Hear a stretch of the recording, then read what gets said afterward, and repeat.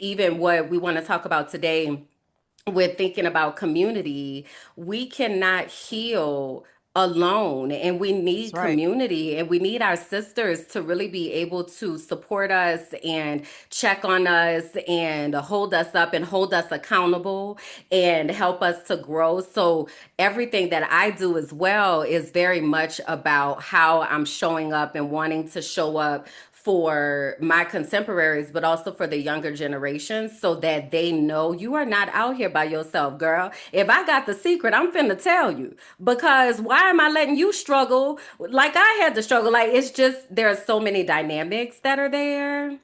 But we've been So, yeah. socialized to believe there's one pie and there's only so many pieces of the pie. And I mean, I could go on, but I'll probably get into some of that maybe with the questions that you asked. But we've been socialized like that. We've also been socialized, and I'm speaking of myself. And I had to, one of my real, she's my sorority sister, but she's the one who I can talk to a lot. Mm-hmm. She admonished me for thinking that I have to do everything by myself. I have to pay Mm. for everything by myself. I have to, because we don't take, like, we're happy to show up and say, oh, we're giving these people over here these things. But then when it comes to us, receiving is so Yeah.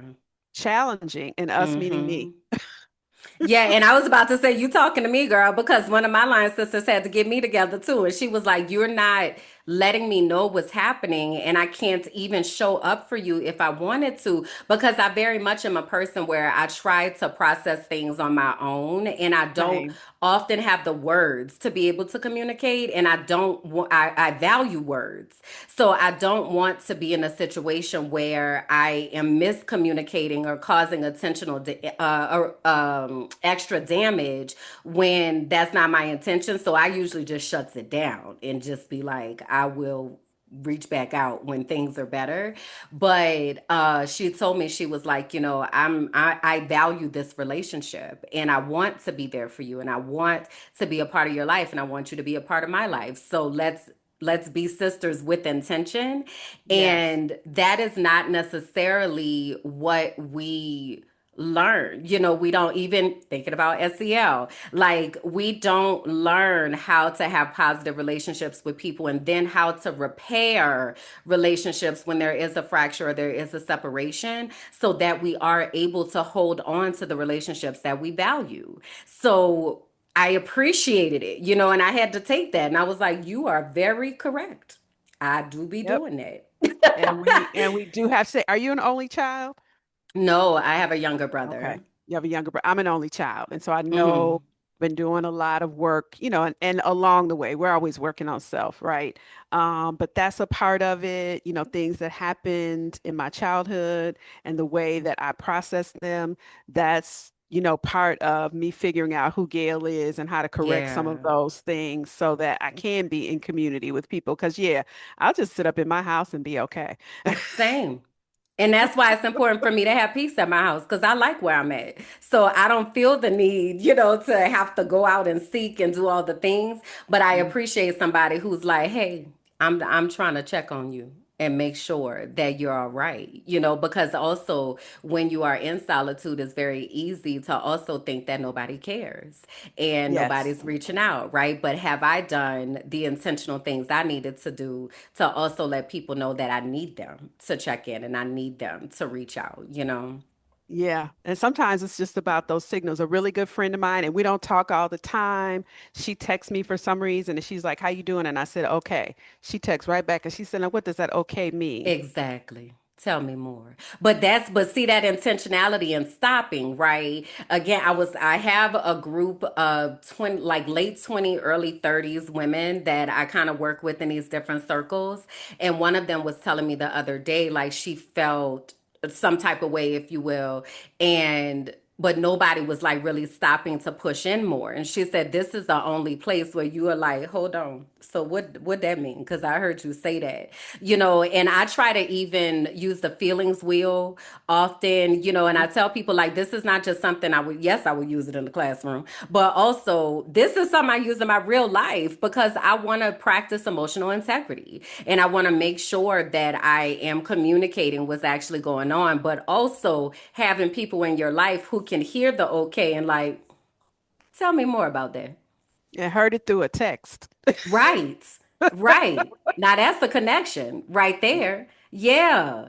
Oh, Mhm. wow. Okay, well, we're going to use that then as a segue to get on into what we are talking about today, y'all. So, hey, y'all, welcome to Gathered Conversations for the Collective, a sacred space where we reclaim our stories, remember who we really are, and return to the truth of our being. My name is Kimberland, and I am a dream awakener, heart revealer, and a curator of calm. This is not just a podcast. This is a place of restoration, of truth telling, of remembering what the world tried to make us forget. So every episode, I sit down with soul led folks who are in the process of unbecoming everything they were never meant to carry. We talk about identity, divinity, healing, rest, purpose, grief, joy, and the sacred work of coming home to ourselves. So settle in, light some incense, take a deep breath. You are entering a space where you're able to be your full self, and your full self is welcome here. So we are ready to get gathered. So, y'all, today I'm so excited, and I'm gonna leave some of this in where we had started this conversation because people get to kind of see, a lead up to what we dealing with and what we working with here. So, y'all, we have Gail here today, and she is a woman whose work is both a balm and a blueprint. She's more than a coach, a strategist, or a leader. She's a keeper of sacred practices that help us remember what wholeness feels like. She's walked alongside communities carrying generations of trauma and has helped them find their way back through mindfulness, movement, and truth telling. A trauma informed coach, DEIB leader, yoga, and somatic practitioner, Gail weaves healing into the places we've been taught to ignore: our breath, our bodies, and our boundaries. Her work reminds us that self care is not selfish, it is survival, it is revolution, and it is how we build the world from the inside out.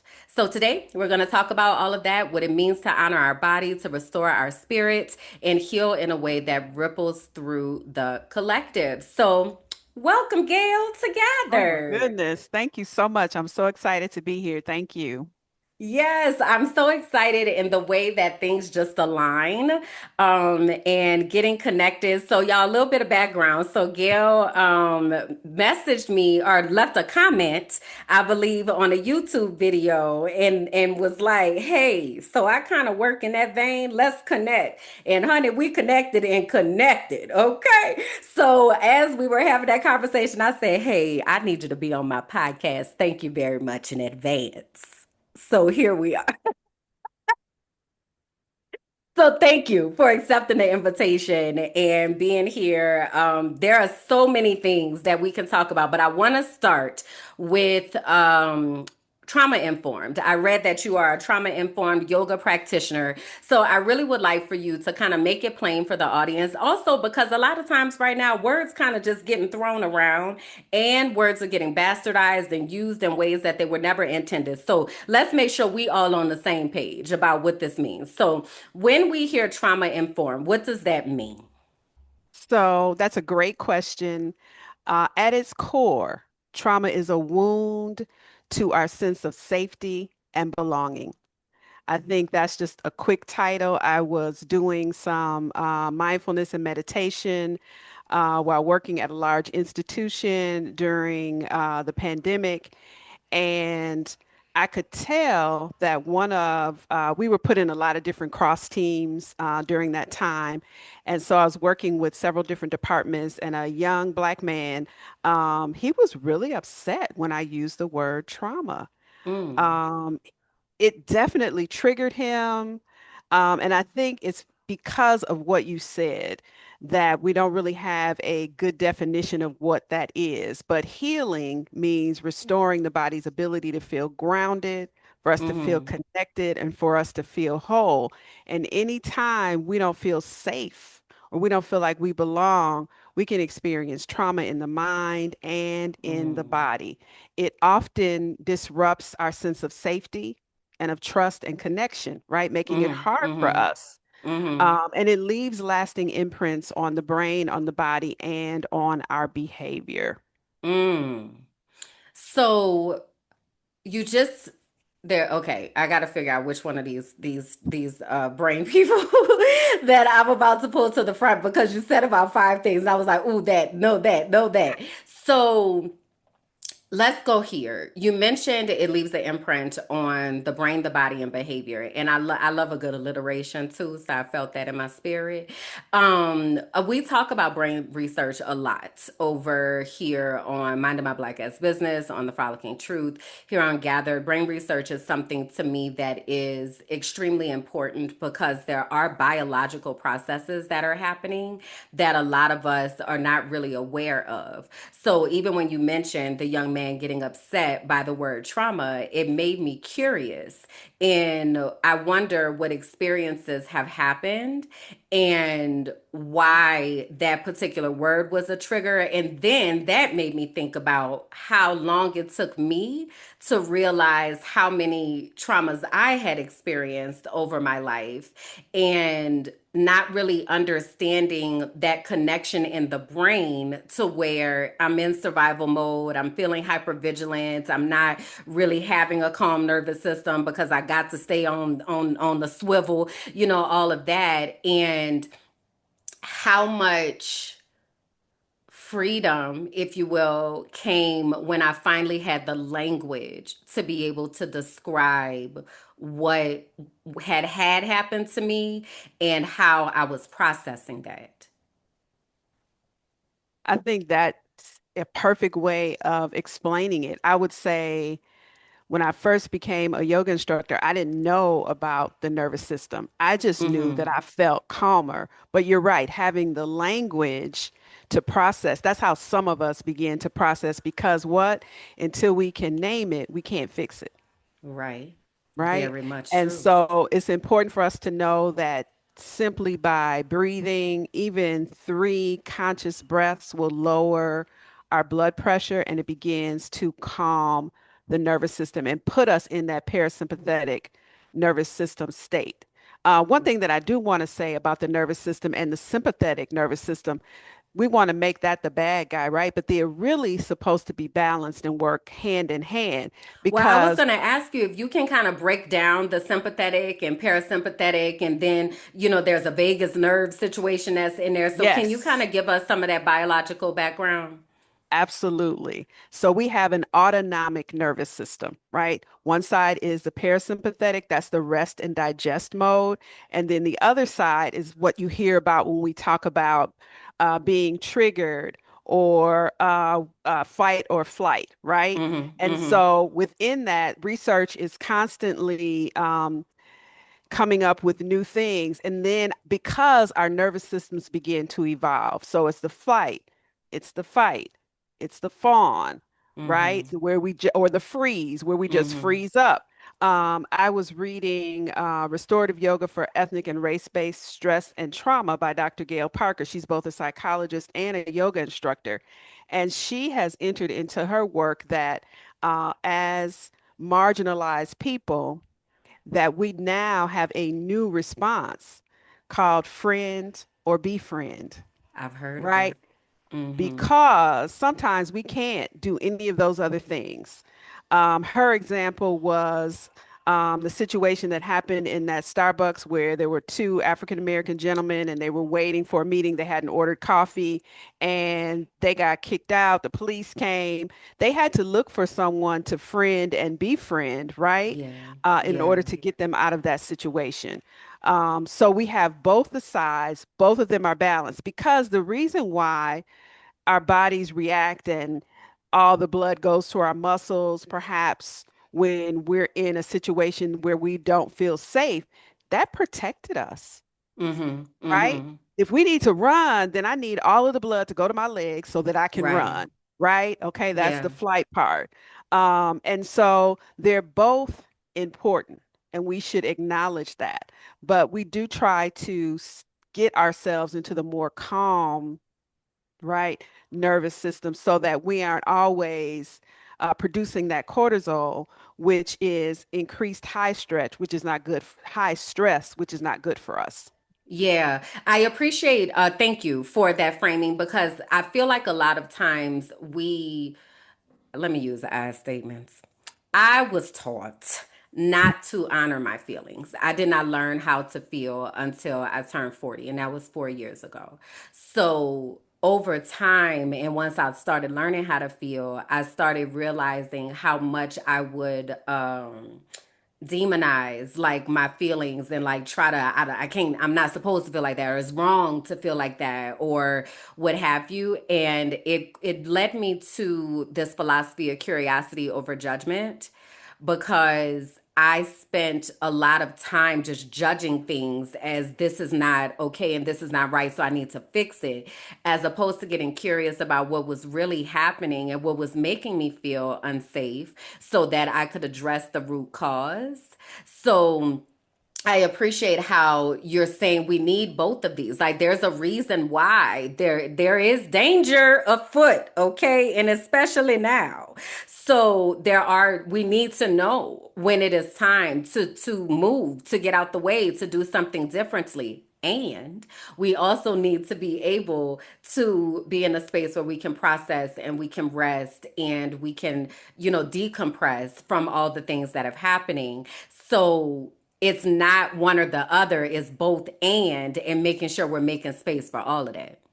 Yes, and it's about being balanced. It's about not being deregulated, but regulated. Mm-hmm. And we also have to understand that back in caveman days, the tiger was coming. Uh, the sympathetic nervous system kicked in. We got to run. We got to hide. We got to from, and now it's we're in traffic.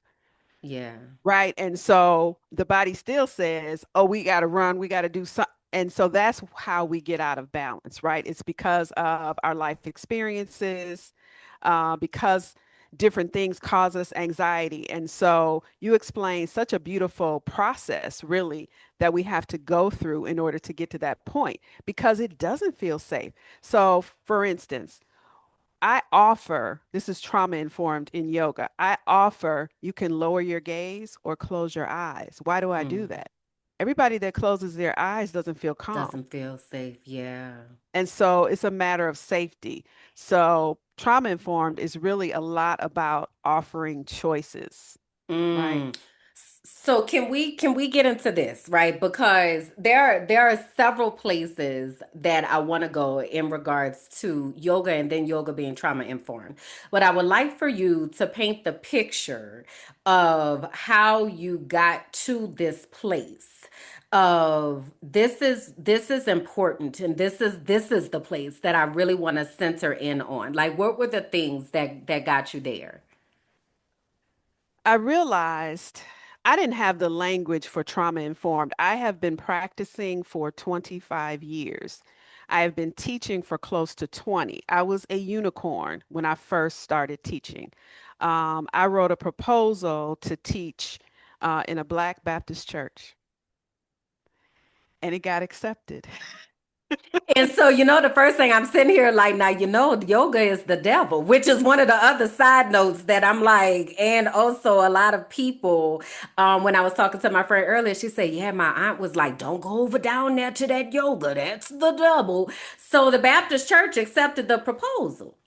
The Baptist church accepted the proposal. Now, I had gotten certified with one other Black woman, and it was our plan to both take it back to our churches and to teach yoga there. Her church would not allow her to do that. So, a Interesting. lot of the things I came to know, like nobody said until I was certified and I was teaching, whoa, what you doing, sis? One of my Uh-huh. Christian friends called me and said, what is this all about? Uh-huh. And I finally just started telling people, you have to look at the fruit. I lost a lot of weight. I got Mm-hmm. healthier. I Mm-hmm. was happier. In terms of the first time that I took yoga, I was working with a client and she said, you should come with me. We got to be friendly to this power yoga class. And I thought, power and yoga. That I don't don't know seem to what go I together. thought. Yeah, I don't know what I thought yoga was, but it wasn't power. Uh, Right. I mean, I just wasn't, I didn't have the tool. I just didn't know. I don't even think I paid Yeah. that much attention to it. What I paid attention to was that she said, and you will sweat. And I was like, so I might lose weight. Okay. So you was ready for that. So I was ready for that. So I went and I don't think I lost an ounce, but I felt so much better. And I Mm. continued to go and I continued to go and I continued to go. Another student in that class had gotten certified and she said, "Oh, you should get certified." And I don't believe in coincidences. I was Mm-hmm. taking classes and there was a woman in this class and she just walked up to me and she said, "You should teach." Now, Mm. mind you, I was heavier. I was self-conscious about that. And I was like, "Oh no, I think I weigh too much." And she said, "That's why you should teach. Your poses Mm. are so perfect that, Come on, lady. you could she bought me my first mic and asked me where she is now. After all that was done, I couldn't find her anymore. Gail. So that's kind of how my journey started. And then my phrase, and it's not just mine, I've heard other yoga instructors say this, but only go to your edge. So what does that mean? If Okay. one is easy and 10 is hard, your edge is right in the middle at 5. So Okay. it's not about me, it's not about the instructor and what we can do. It's not about who's standing next to you. It's about your You. edge. That is trauma informed. Yeah, because you said options in honoring your body. Yes. Yeah. That is trauma informed. Um, and it's about, for me, creating a practice that restores safety and joy and dignity.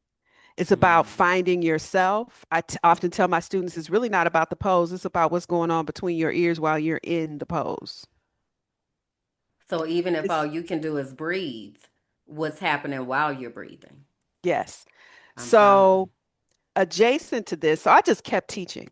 I taught at the church. I taught for a year for free and then realized I can't do this anymore free. I Yeah. lived quite a ways away from the church. And then my students said, "We'll pay you." And I was like, "What?" I didn't even know what the pay struck. I think I initially started out by saying, "Okay, just give me a love offering." And Yeah. finally, I got some structure around. Um, and just to me, angels have just shown up for me. The church was getting too busy to really, and my class was getting bigger, and I had a student who was a manager for real estate in the town, where I was practicing and teaching.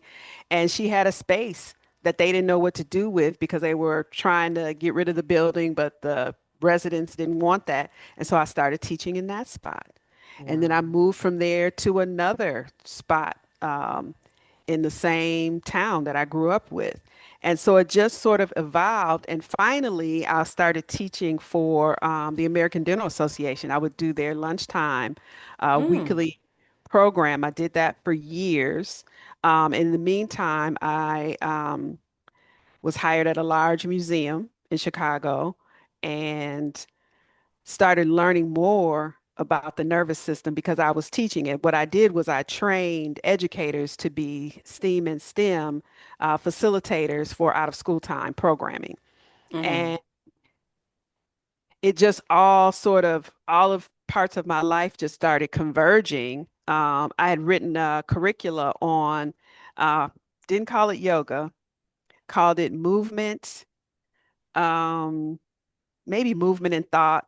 Mm-hmm. That may not even be correct, but I wrote the lesson on that. And so it was about movement. Oh, and it was about visioning. That's what it was about. So I had Okay. the students and my students. I always considered the grown-ups my students. Yes, I was training them, but it was a train the trainer model, right? Mm-hmm. And so we Mm-hmm. were training them, giving them all the materials for them to take into their communities and use that with students. And so it was about visualizing and it was about movement and it was about breath. And after I wrote that piece, I was at a South by Southwest educational conference and they had a lot of social emotional learning and a lot of different workshops. And there happened to be an organization that did something different. Normally, you go to these conferences and there would be yoga, but it would be at like 6 a.m. in the morning, right? I And it would know, just and be a girl, I'm class. not going because I don't, that's not my optimal hours. So I I always miss. always planned to, but because I was presenting at these conferences, it just never planned out. But this was different. They were offering yoga throughout the day in the exhibit hall, and the Okay. organization was called Breathe for Change. And I wound up being a trainer for them. They had a different model at that time. This was before everything shut down. This was before 2020. And their motto was to use people, and I live in the US, in the Chicagoland area. And so their motto was to hire people who lived in those areas to Mm, offer their training. I think our training was at a school.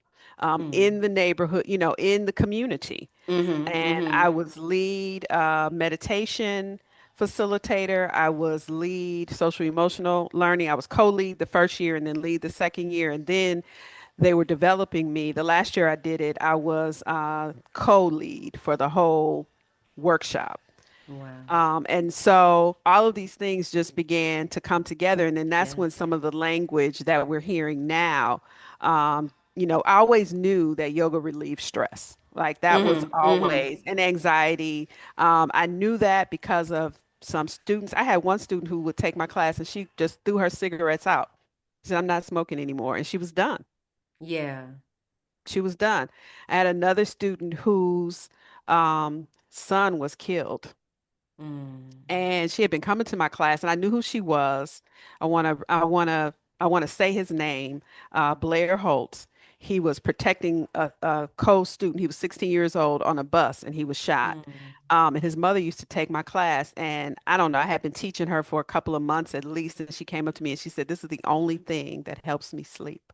mm. And I was so honored. And I said, okay, we're doing something here. We're helping Yeah. people in their lives. We're helping them find their breath because trauma lives in the body. And I Yeah. think that this is one of the ways breath, yoga, movement, self-awareness, all of those things help us to begin to metabolize that trauma and to recognize it and to name it so that we can process it. Because that's why it lives there, because we didn't have the tools to process it in the first place. Yeah, yeah. We've said this a billion times, and I feel like we're going to continue to say this over the time of the time that we know each other, is there are so many synchronicities. And what I appreciated about you sharing your journey is sometimes we are in spaces and collecting particular experiences, skill sets, information, and we have no idea what we are really there for. So I heard you say like there was curriculum writing and I'm teaching teachers and I'm training yoga and I'm writing this script and I'm in the community and then I talked to like all of these things that seem to be so separate and random come together for the perfect niche of how you are supposed to show up in the world and the gift that you are supposed to give to the world. So hearing you say, I got goosebumps when you said the mom said this is the only thing that can help me sleep. Because one of the things I was asking myself was, do people even really know what the benefits of yoga are or what the benefits of deep breathing are? Because I remember when I used to have mentoring programs for girls. I was a middle school teacher. So my eighth grade girls had a mentoring program, and I did a retreat with them one time, and yoga was a part of the retreat. And they wasn't really trying to do that. They was like, Miss Jackson, I guess, but also, whatever. After they did the yoga, they were like, when is Miss Shayla coming back so we can do that again? Because I've never felt that before. So, what are some of the benefits that people get from yoga, from deep breathing, from mindfulness? You also mentioned. Talk to us about that. So, so many benefits, right? Um, the calm is what's unexpected. And that's really, also tell my students two things. Breath is first, and then your edge, and your breath will guide you. If you're holding your breath, Mm. you're beyond your edge. And so back off. That's in thought, that's in movement. I think that carries through In life. We everything. need in everything. And so the breath work can lower the blood pressure, right? The movement and the breath releases fluid so that it gets into the joint so you can move more freely. We Mm. have a system in our body. It's a web, it's fascia. Mm-hmm. right? So it's a web that holds all of our organs and things together. When we're not moving, when we're not breathing through that, that fascia can become brittle, right? And Mm. that's that stiffness. That's how we can't move. So it's something that we've got to move. So even if I have people that really want to come to my class, but for whatever reason cannot come to my class, just move and be consistent. It's the Mm. same thing with mindfulness and meditation. Mm-hmm. It actually increases the space between stimulus and response, Mm-hmm. Mm-hmm. right? So if we can increase that space, then instead of popping off, maybe we take a breath. And then that gives our system time to make a better decision. So it brings about calm. It brings about creativity when we're resting, when we're meditating, right? So Yeah. it strengthens, it makes us more flexible, both in mind and in body, right? So it's about strength, it's about flexibility, it's about breath. And again, it's not so much about is your arm here or is it up here? It really isn't about all that. It's about where can your body take you right now, and it's about the consistency. And I want to say a little bit about the consistency of meditation. So Mm-hmm. for all of these years, I have been teaching. And yeah, I meditated, but I was not consistent with it, right? Mm-hmm. Until 2020. Mm. Um, I live alone, or at that time I did. And I knew that I needed, that's how I wound up finding Dr. Gail Parker, that book that I mentioned. I Mm-hmm. don't believe in coincidences, and something came across my screen, and it was a conference of yoga teachers and psychologists, Okay. right? And so, of course, I went and I found all the Black speakers. This is what I For do. sure. And I Absolutely. showed up, right, to her Mm-hmm. workshop. And so that's when I thought, okay, you need to really practice what you preach. And at the same time, my father had started to decline. And I was trying to become his power of attorney. And there were a lot of steps that I had to go through. I thought I had reached all the steps. I had been meditating for just 10 minutes a day, but consistently for 10 minutes a day. I went to the bank because I'm thinking I'm set. No, there was something else to do. I'm not the most patient person in the world, which might be why I found yoga. I hopped up out of I hopped up out of that banker's chair and made 3 steps toward the door, and I stopped, Mm. took a breath, and I said, "Is this going to be more easeful in the long run?" No. So I had to turn around. I had to sit down, apologize, feeling a little embarrassed, and Mm-hmm. say, this is just a lot. I thought I was done. Can you please, tell me? So that showed me about that space between stimulus and response. That was a Yeah. very practical lesson for me to learn. Yeah. So, Man, that's really good. So one of the things I used to tell my students all the time is I want you to respond, not react. And I appreciate the imagery of something happens, stimulus. There's some type of action that I'm doing in response to that. This time in the middle, we got to lengthen that out because sometimes thing happens and we just yes, and this is how like my kids will wind up you're tardy for class and now you done got suspended for 10 days. Like it don't have to be all of that. And right now there's definitely like this crash out culture that people are talking about. And it is sometimes the feelings are valid, right? Like you have a righteous anger, you have like whatever, frustration, whatever that is. But also, is what I'm about to do consequences of actions long term? Is this about to get me what I actually need the outcome to be? And if it's not, can I still myself enough to be able to say and acknowledge, I'm frustrated right now. and I need a minute. Do I have the tools to be able to say, girl, you need to go take a walk around the block, sis, or drink some water, or take some deep breaths? Like, so building that toolbox, if you will, is so essential for us because sometimes the things that we do in response to legitimate concerns and legitimate things that are happening place us in situations where we're making things more difficult for ourselves in the long run. If I can just take a beat and just have a moment, all right, Yes. let me think through. S- So if I can offer this, because I think it's really helpful, stop. STOP. The S is for stop. The T is for take a breath. Mm, The O is to observe what you're feeling, right? mm, Take that moment to observe what you're feeling. And then the P is to proceed. mm. So you're absolutely right. Taking that beat and using the tools and remembering to use the tools, because I will And be the that's why first you to got to tell be you. consistent though, because it's like if I explain it like a fire drill. Like the reason we do fire drills is so when the fire happens, because you're not thinking clearly, you already have the muscle memory.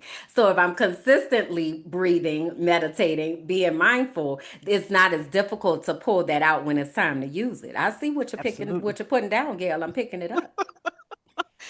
And then it allows you to be present in the moment. That's the other thing I want to Hmm. say about mindfulness, yoga, meditation. It allows you to appreciate and to be in that moment instead of what I should have done, what I could have done, what I didn't do, because we miss out on life when we are Yeah. not in the present moment, right? Yeah. Oh, I love that So so much.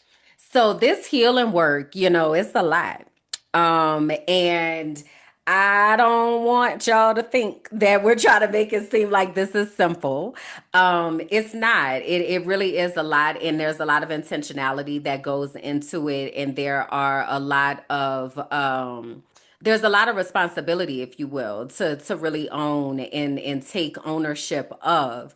And sometimes that's a little difficult, when we're trying to do that all on our own. So I know one of the things that you teach is that our personal healing does not exist outside of community. And we kind of started talking about this a little bit before we officially started, but I would love for you to speak to the community aspect of things and how that works hand in hand when we are on our own journey, but we're also on a journey alongside other people who are also on their journey. I'm so glad that you mentioned that, because you do have to, the work looks different than what society tells us work is, because sometimes being still is work and Mm. processing is work, right? Because Mm-hmm. it doesn't feel good because we're not used to it. We're not used to doing those things. And we might not be ready or want to address whatever comes up for us, right?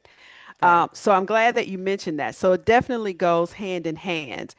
But in terms of thriving in community, right? It's about culture. It's about having some similar lived experiences. It's about ancestry too. Mm. We haven't talked about the different types of trauma when you ask me about trauma, but sometimes there's historical trauma. So it may not be anything that we ever went through. Mm. This may be coming up in your life if you're listening to this right now, because you're the person that's going to heal your whole lineage. Baby, baby. And that's heavy, okay? It's I very got that heavy. message at 8 years old. I was told that I am breaking generational cycles, and I didn't know what that meant, but my God, today, it's a lot. It's a lot and it's a process. And so I can go all over the place here, but I'm going to try to stick to the question that you asked. So it might look like going to church for some people. It might look like Mm. prayer for others.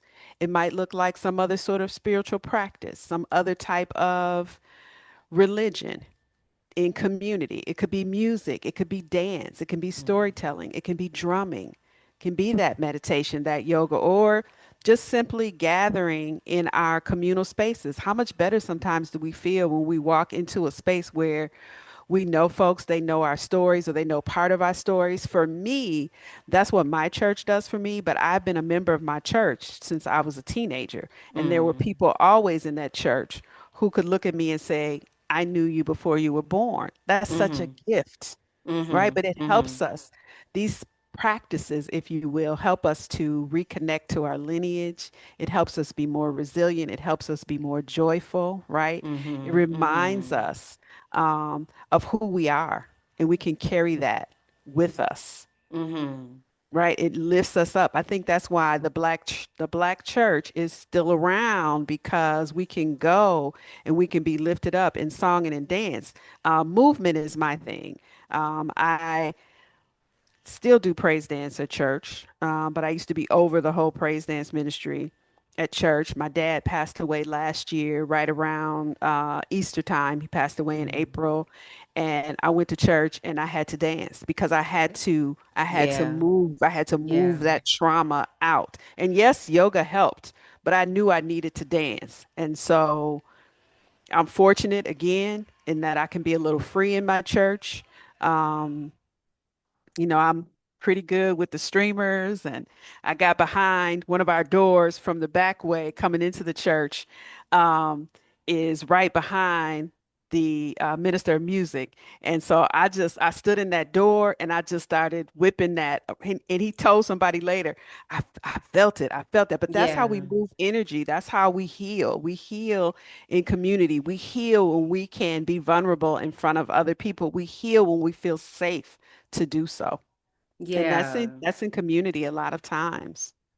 So I'm curious about where your brain was taking you, that you were like, I've got all these places I can go. Because one of the things that you piqued my interest about that I think it might be interesting to dig deeper into is that ancestral piece and how that manifests for us.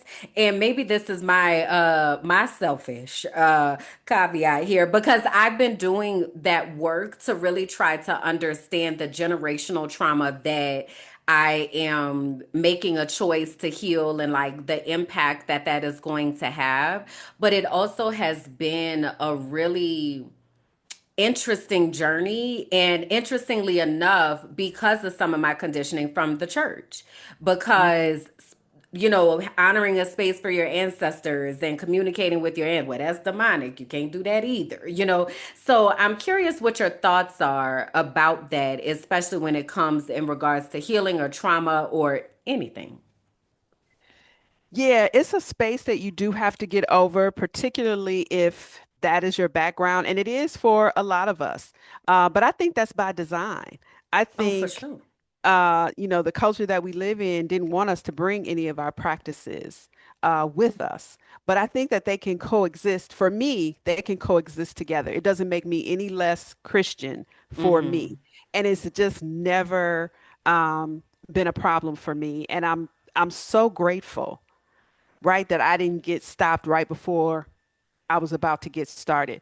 My DVD, which is up on my YouTube channel right now, my first DVD was called Building Your Temple.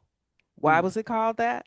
Because I went to a very large church in Chicago, and the pastor came and said, I don't have any problems with yoga, but I think some of my congregants can. So can we change the name? So it Mm. was Up Temple and Down Temple. That was my up dog and down dog.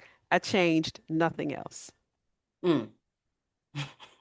Literally, I changed nothing else. I also heard two of my students in my home church talking on the stairs. We have like multiple stairs. So I was coming down, but they were already a flight down. Mm. And they were saying, you really have to be careful about who you allow to teach you yoga. But we trust Mm. Gail because we know her spirit. And I thought, Mm. wow. But I've got this sort of weird, different me way. Maybe it's not weird, but I can just keep going. I don't necessarily listen. Sometimes that noise doesn't penetrate, but I Mm. just thought that was so interesting that they would say that. And then I thought, I wonder would they say that about a Zumba teacher, or, would they care where that came from? I get it. I get it on some levels because it can be tied to another religion, but I really think some of that we haven't researched fully, right? Because there's Kemetic Right. yoga, which came from Africa. Mm-hmm. If you look Mm-hmm. at the hieroglyphics, you see Mm-hmm. yoga poses. Yeah. Yeah. And so I think we really have to become educated about where all of this kind of lives, and it's about liberty.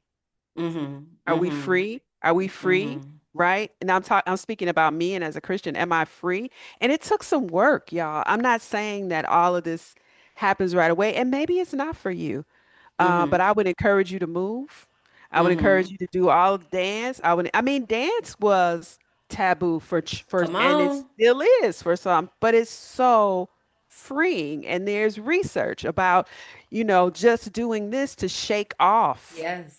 and Yes. to move that Yes. energy around. Yeah. So, that's kind of where I sit, but I realize, you know, I may get into a conversation with somebody who I'm real close to, and they're like, "No, I have a story."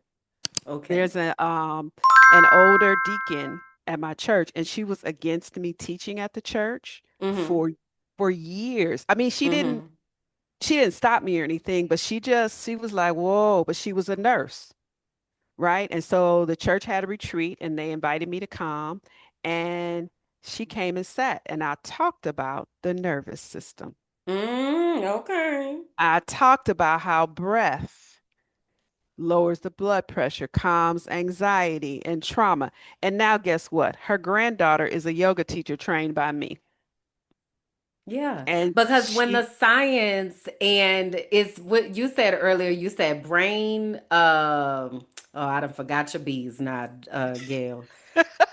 what did I say? Brain, body, and I don't know, Breath, something the brain, breath. There you body, and go. breath.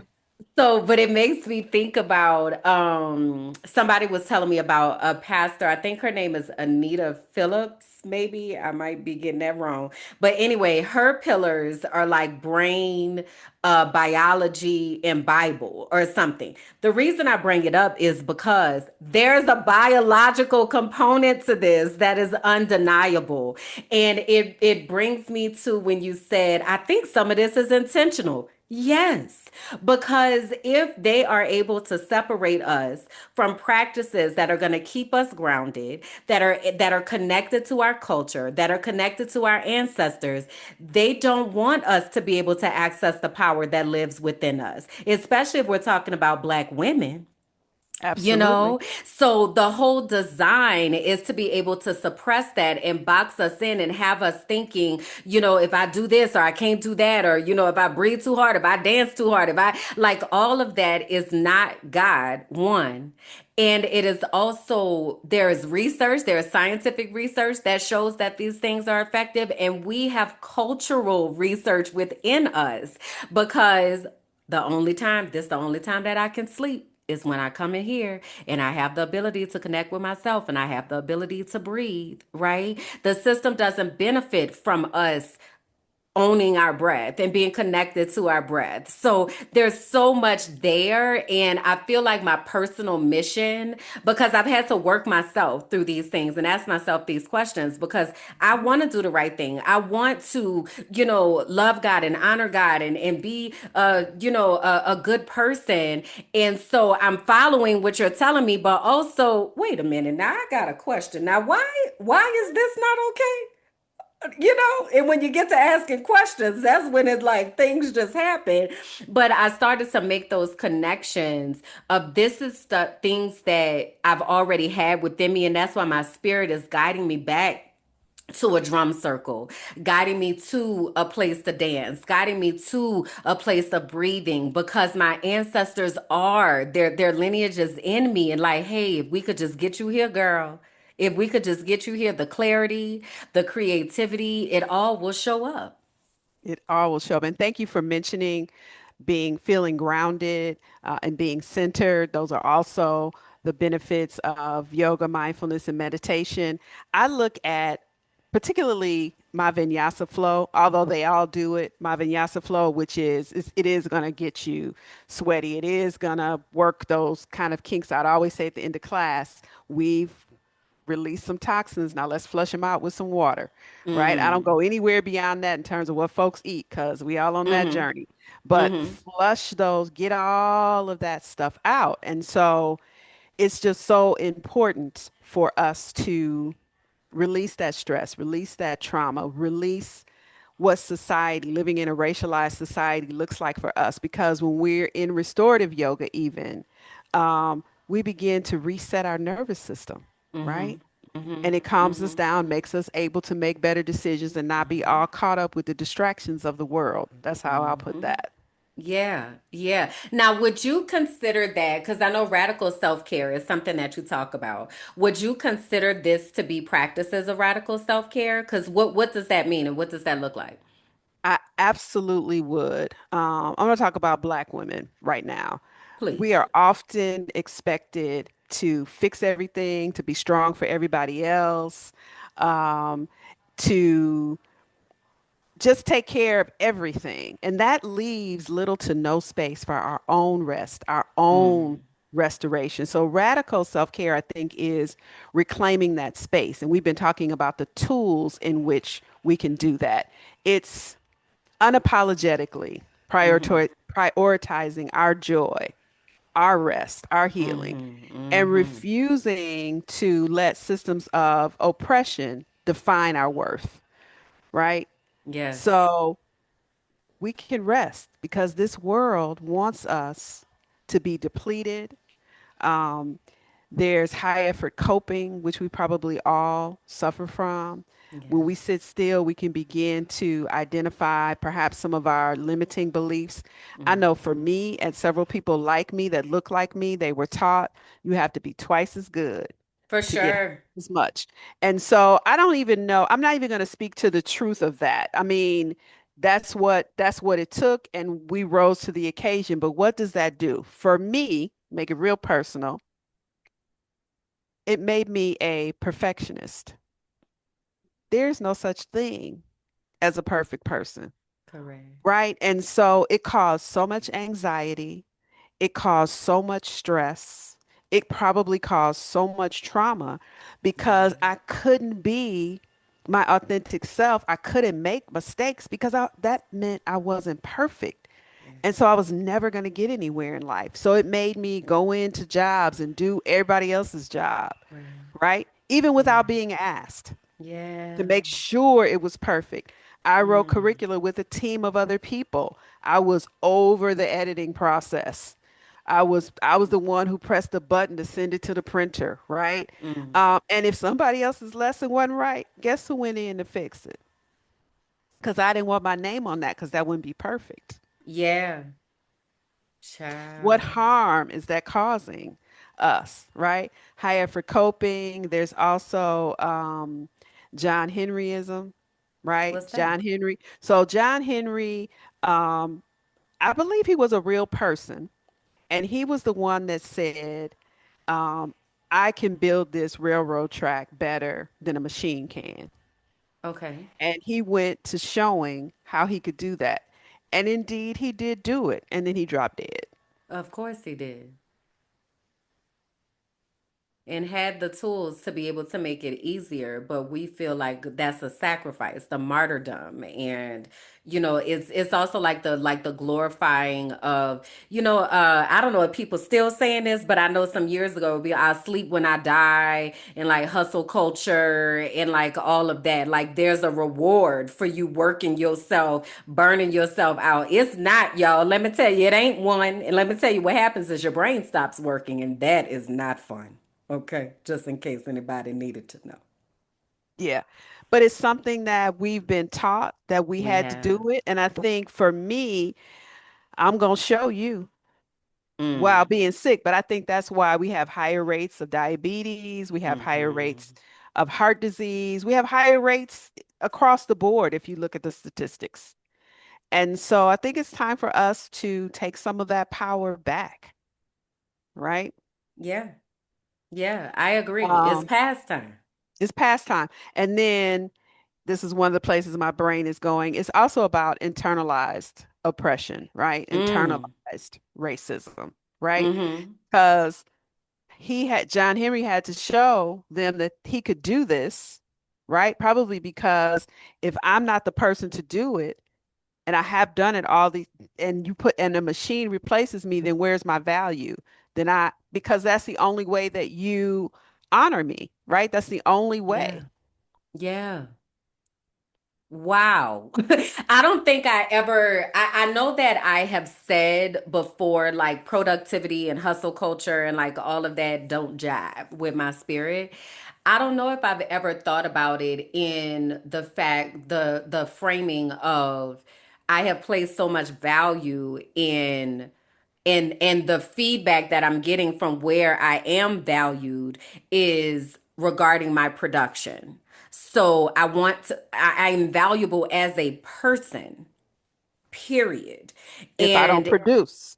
correct, even if I don't produce, like I'm valuable when I rest. I'm valuable when I am creating space. That was so hard for me to get, Gail, because I grew up in a house where if the sun was up, you had to be up doing something. And I was always so confused. Like, why do I need to be up doing something? And I now recognize that comes from slavery, right? And like, you can't look idle because you got to be up and busy. But what it taught me was you never get to rest. And I literally burnt myself all the way out where I had no choice but to rest because my brain was like, we're done. We're done. And I think we're shown that in many ways. Um, I just have to say this. I think of Jonah in the belly of the whale, Mm-hmm. right? You'll be put in a creative rest Girl, situation if you don't listen to your body, it's gonna right? happen. It's that's why self-care is an act of resistance, right? It disrupts the narrative that our value only lies in our productivity and our sacrifice, right? Mm, So when we begin to care for ourselves, we reclaim that power. We reclaim yeah. our bodies and our time, our thoughts and our energy, right? So that's revolutionary in a world that Yeah. profits from our exhaustion. Yes. Yes. Oh my gosh. Because sometimes I be feeling like I'm screaming on the internet, but I be like, listen, guys, we have got to get it together, listen to our bodies, reconnect to our spirits, because there is so much benefit to capitalism and so much benefit to the world and systems when we are denying our natural inclinations, right? Even especially we talked about teaching, and in education we are taught to sacrifice ourselves. We're taught to, you don't get to go to the bathroom, you don't eat, you stay, up late, you're like working nonstop because you got to do it for the kids. And it's like, yes, I do need to do these things for the kids. This is my chosen career path. But also, if I'm not okay, there is no way Okay. that they gonna be okay. That's right. That's So it's like I'm with intention. I'm so grateful that I've had the life experiences that I've had because I am able to ask the teachers that I coach with intention. So, what are you doing to make sure that you're okay? Because also, I don't believe in asking somebody to do something that I'm not willing to do. So, we're not about to get in here and SEL these kids and you not SELing yourself. What are your coping mechanisms? How are you feeling today? Let's pull up this feelings wheel and see what's going on. And I say the same thing even for those of you all that are parents and aunties and people that are interacting with young people. We are responsible for modeling what these healthy practices look like.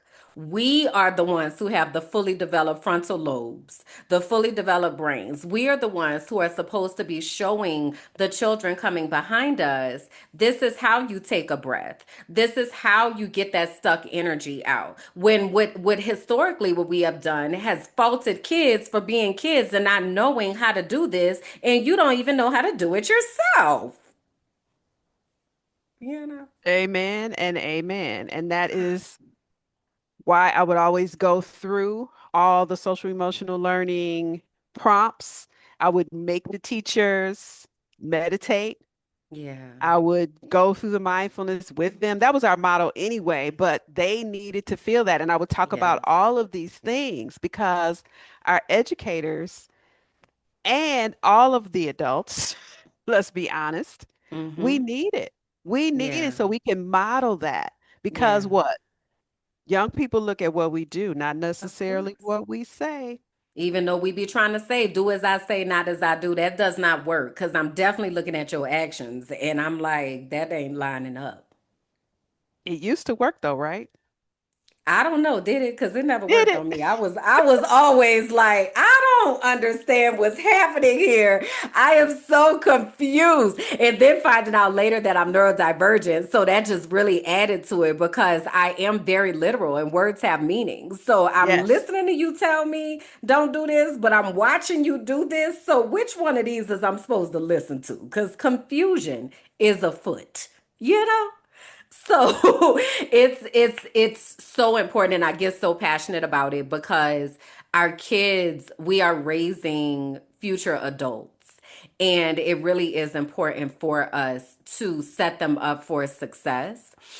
It also makes me curious because I know a lot of the work that you do is with seniors. So I'm Yes. curious about what that looks like in that community, in that age bracket of the accepting, if you will, of these practices because I would imagine they're even more foreign. You know, now we're talking more and more and we got, more internet and stuff. What is that looking like with our senior community? I had the opportunity to work on creating a trauma-informed care model with several other folks. My part of it was to work with seniors 62 and up, and I would say that my average age was 80. It Really? was, I know, it was such a joy to introduce them to somatic practices, to talk about how trauma lives in the body and not just in the mind, to uh, introduce them to only going to your edge, right? Um, Mm-hmm. and that and it got so good because I had a few on walkers, right? And so not everybody was able to do everything. I taught them chair yoga, so we were always seated. There were a couple poses where I would encourage them to stand if they could because I think balance is so important. But they were so receptive, and this is sort of my second bout of teaching seniors. When I initially got certified, and I don't know how I knew this, but I knew that I was supposed to teach seniors. And so I taught at um, a community center that had seniors, a club there. And we would do yoga before that club. And so Mm-hmm. introducing them to breath, teaching them that they could use that during doctor's appointments to help stabilize their blood pressure.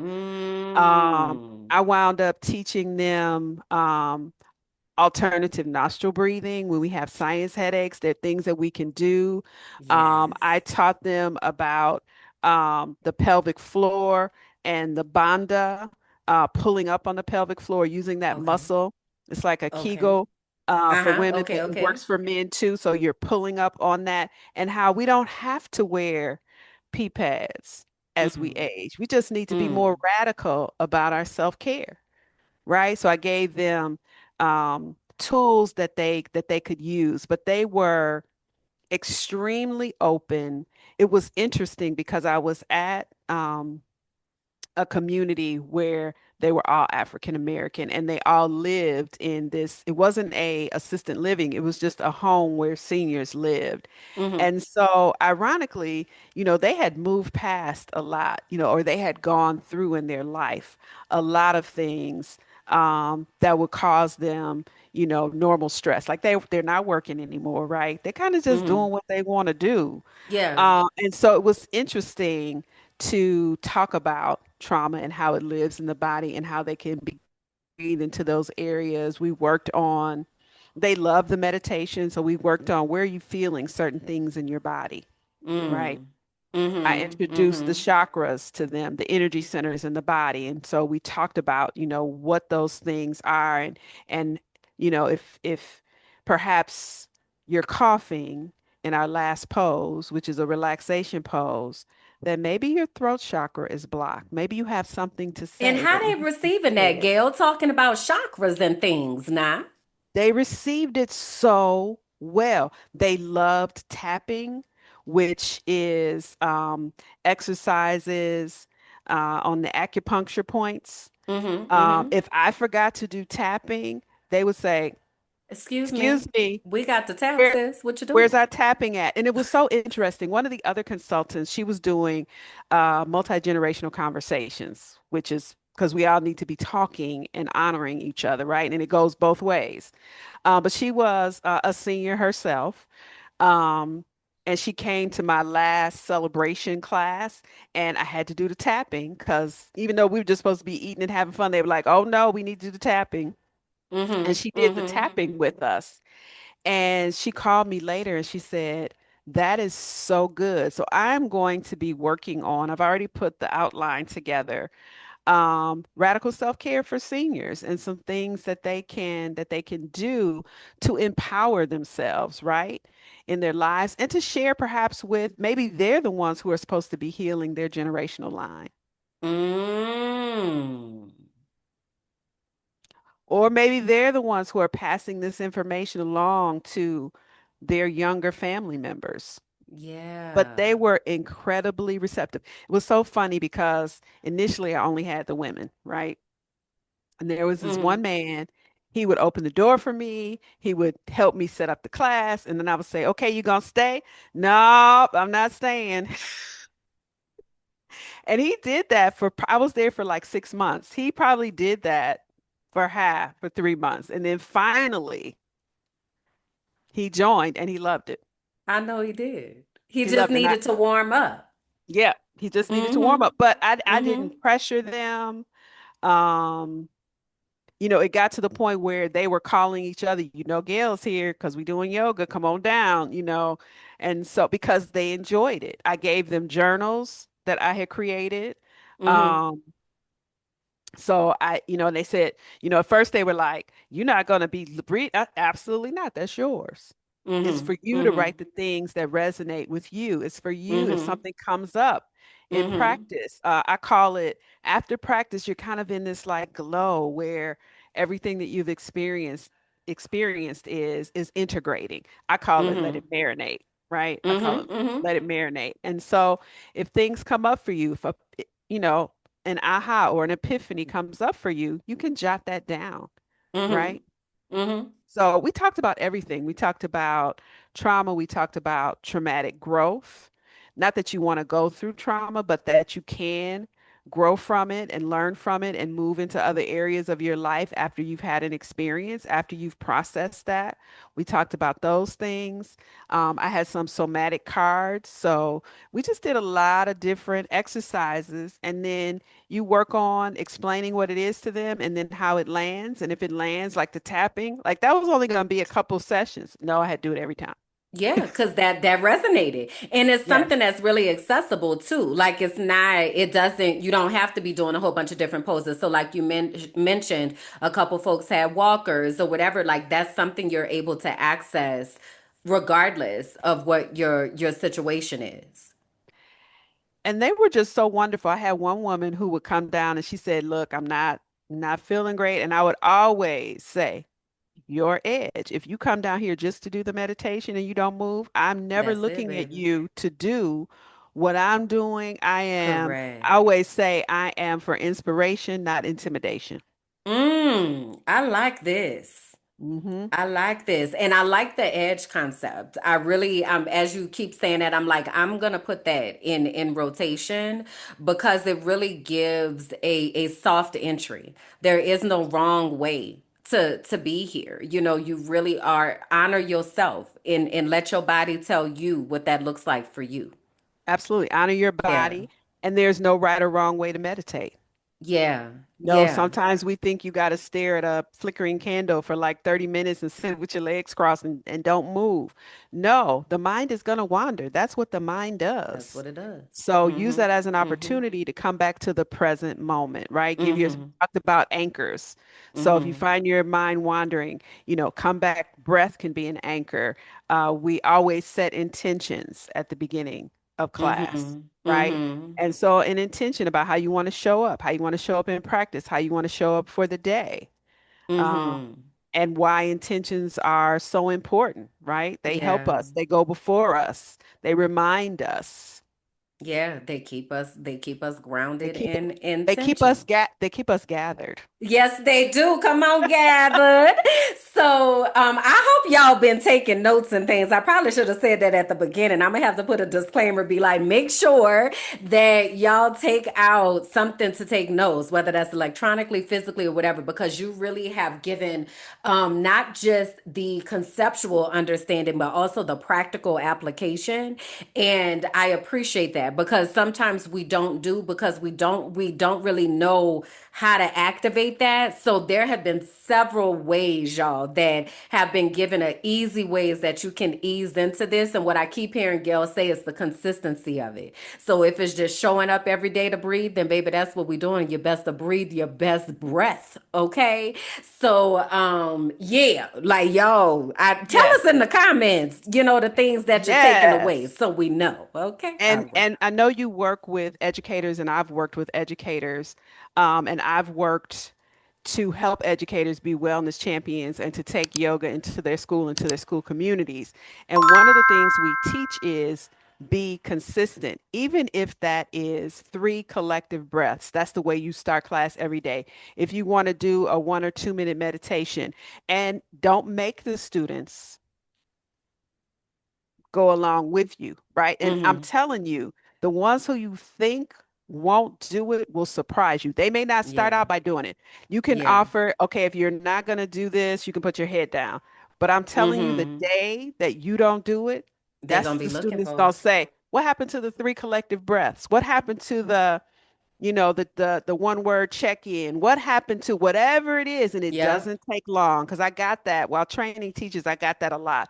Oh, something else to add on to my day. And I hear that, and I know it's a Mm-hmm. lot, Mm-hmm. but Mm-hmm. this does not take that long. And as long as you're consistent with it, It's gonna you'll make see a a difference. change. Yes, and Yeah. be consistent with it within your own self, right? That's where it starts.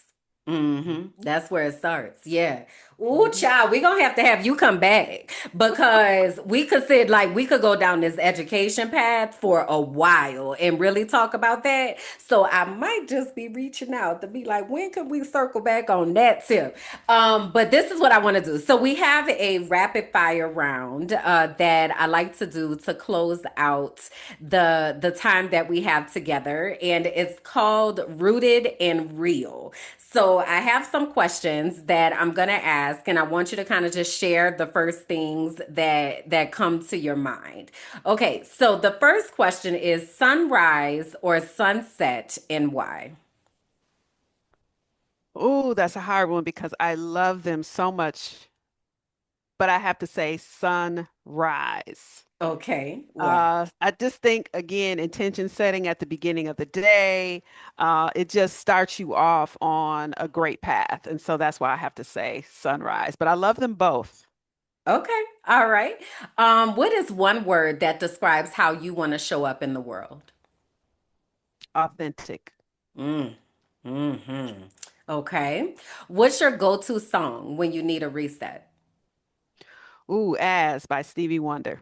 Ooh, that's a good one. I like I'll be, that one. which I thought was called Always for many, many years. Child, so did because that's a always like I'll be loving you always and always, right? yes. I never thought about it the always and always. Girl, you be dropping that knowledge, girl. That's a little Okay, hard. what is a ritual or practice that keeps you rooted? Absolutely yoga. In Absolutely. any particular type. So I heard you mention like vinyasa earlier and I don't know the different types, so you'll have to like Okay, say what it is, so but vinyasa flow is um, sun salutations, which means up and down off the mat. They carry you through each pose. So, like you do a sun salutation, and then you'll go into a pose, and then you do sun salut. That's why it builds heat in the body.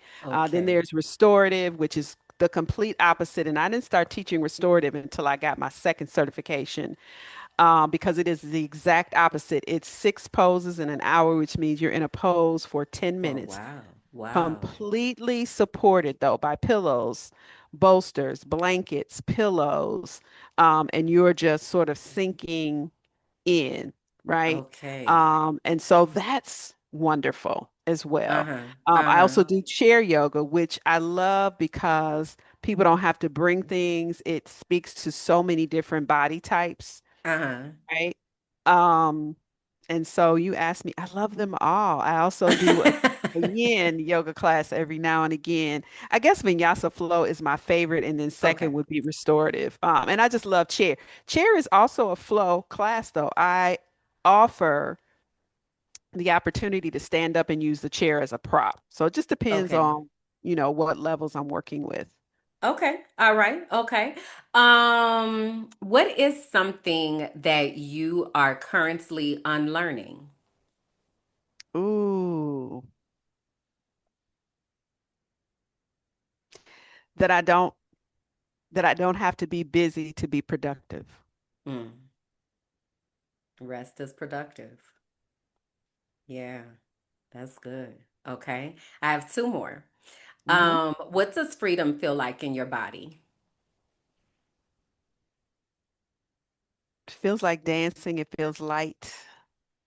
It feels airy. I've been really welcoming ease into my life, right? So much so that when I'm getting ease, I'm looking around like, what should I? Yeah, So, I so I understand. guess I'm also learning to accept the ease. I think a lot of us are on that Hmm. journey, and Hmm. sometimes it feels so unfamiliar. Before I ask my last question, you mentioned dancing. Is there a particular type of dance that suits your fancy? Um, Not really. As I mentioned before, I'm a praise dancer, but I love Mm. all types. Like I want to, I'm not a twerking kind of girl, but I'm not against it. It's just not. That's not your zone. But that's It's not all my right. zone. It's not I'll my do a little zone. something for you, girl, because I All be right, out you here. do it. Yeah, you do it for me. I love, and I don't know if your audience is going to know what this is. Keep in mind, I'm from the Chicago area. I love to step. Yes. I Okay. love A to good step. two-step. Now, you know what's so interesting is being here in Colombia in South America and going to different dance classes. It's so interesting to learn how to dance with a partner because it wasn't something like that I grew up with. We don't necessarily have like a stepping and partner dancing type of culture in New Orleans. So, what I appreciate about step is, especially as the one who is not leading, you really could just flow and like they just twirling you and just If doing you and have a just great partner, it is yes. everything. We called it, I'm gonna age myself here, bopping is what it was called when I was a kid. Oh, And then it okay. turned into so look up Chicago stepping. If it's a 6 count and 8 count, don't ask me which one I do. I was never a counter. I just knew how to I keep up. just knew it. Okay. I just knew how to do the things. All right. Okay. So, this is my last one. What is a piece of wisdom that you return to when life gets heavy? Mm. To give myself grace. Mm, To give myself grace. A few years ago, I sold my home that I lived in for 25 years plus. I got my dad out of a senior apartment into an assisted living, and I moved my mom in with me mm, because she has some mobility issues.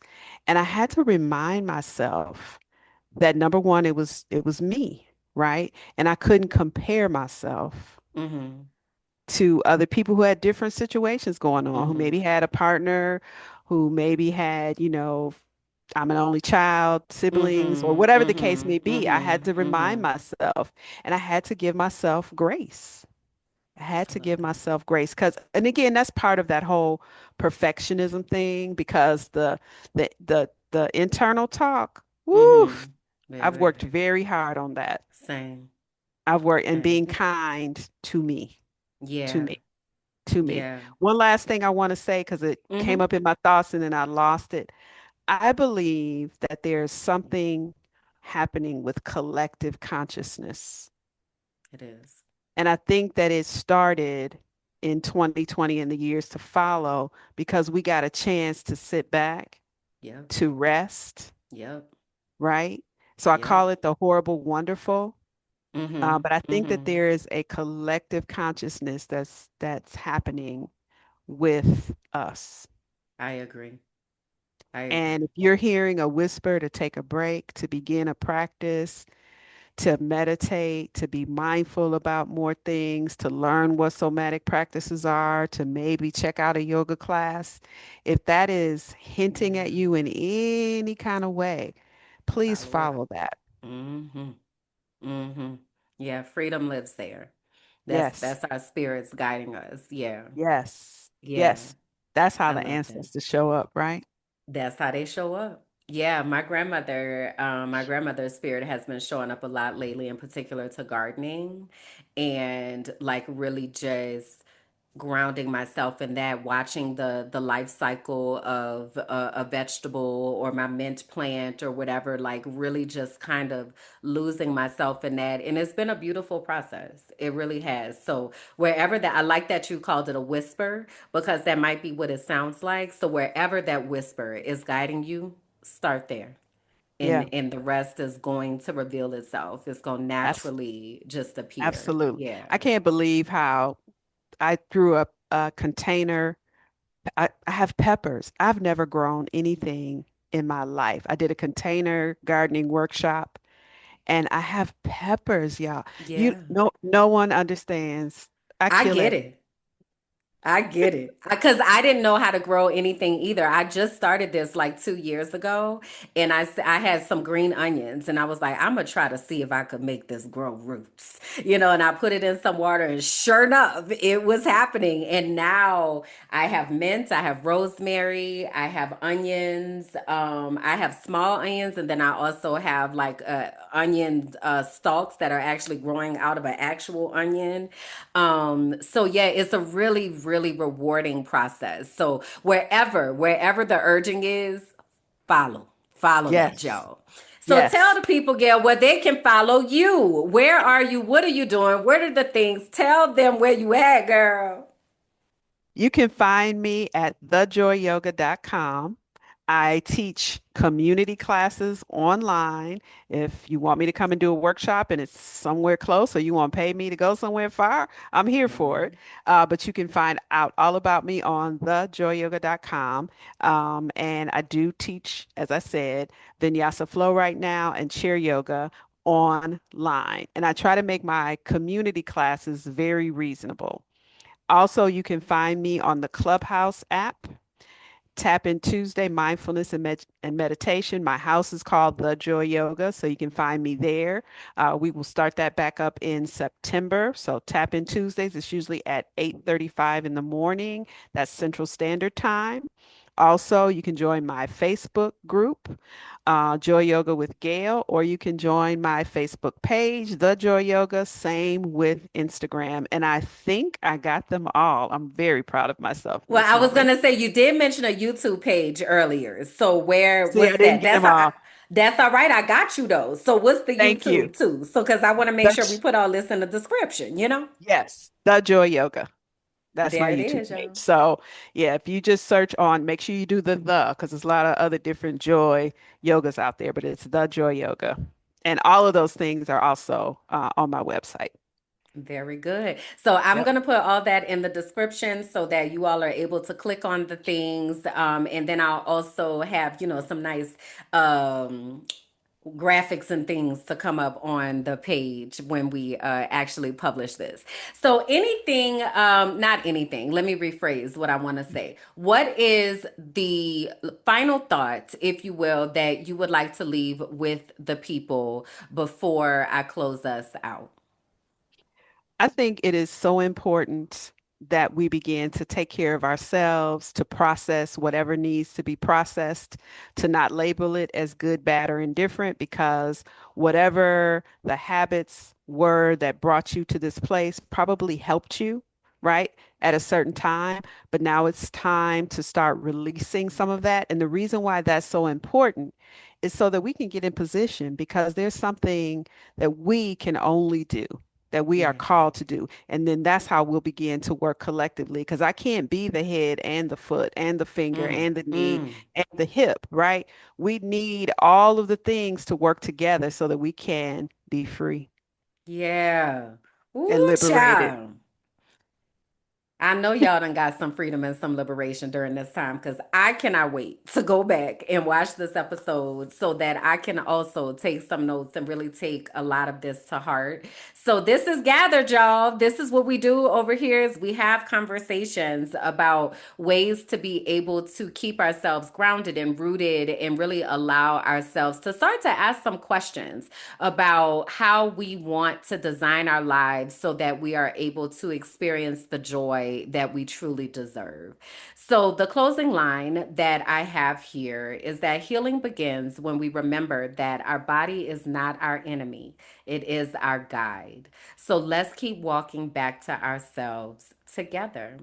So we will see y'all next time on the next episode of Gather. Please, if you haven't done so already, like the video, share, leave us comments about the things that resonated with you. That also helps us to know what to clip. And we'll see y'all next time. Bye, guys.